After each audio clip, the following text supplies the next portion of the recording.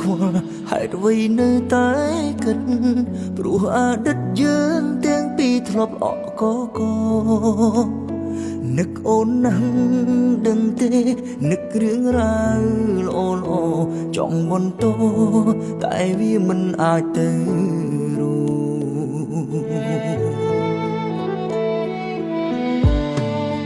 សងសាចាស់បងអើយអូនសុខសប្បាយទេតើរូគេមើលថែអូនល្អដែរអត់នឹកអូនណាស់មិនគួរណាពួកយើងប្រត់ពេលនោះបើខត់ប្រកាសអូនមិនចាក់ចេញជីវិតពេលឯកាយកស្រាបំបាត់សែតបាត់មួយផ្លែក៏សែតឡើងវិញធម្មតាអើយតែផឹកទឹកភ្នែកដឹងមកពីណា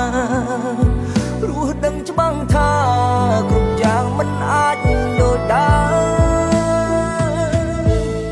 សល់ត្រឹមអតីតឈឺចាប់ចង់ឆាត់សួរសុខទុក្ខចង់ជួបមុខអូនណាស់តែមិនហ៊ានព្រមបងខ្មាស់សង្សារថ្មីអូនតើខែណាឆ្នាំណាទើបបងអាចភ្លេចអូនបើឈឺផ្ទួនពេលនឹកដល់រឿងចាំងចាំង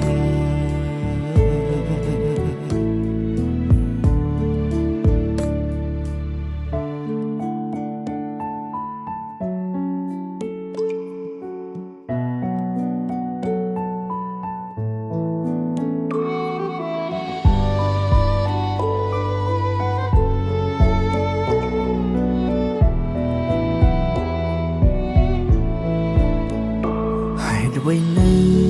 តែខ្វល់ហេតុអ្វីនៅតែគិតព្រោះអតីតយើងទាំងពីរធ្លាប់អកកនឹកអូនណាស់ដឹងទេនឹករឿងរ៉ាវល្អល្អចង់បន្តតែវាមិនអាចទៅ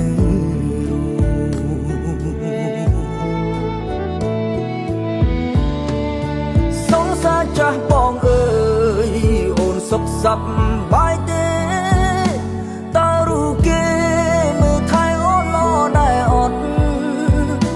នឹកអូនណាស់មិនគួរណាពួកយើងប្រត់ពេលនោះបើខត់ប្រកាសអូនមិនចាក់ចេញជីវិតពេលឯកាយកស្រាបំបាត់សែតបាត់មួយផ្លែក៏សែតឡើងវិញធម្មតាអើយតែផឹកទឹកភ្នែកដឹងមកពីណារស់ដឹងច្បាំងថាគ្រប់យ៉ាងមិនអាចដូចដើមសល់ត្រឹមអតីតឈឺចាប់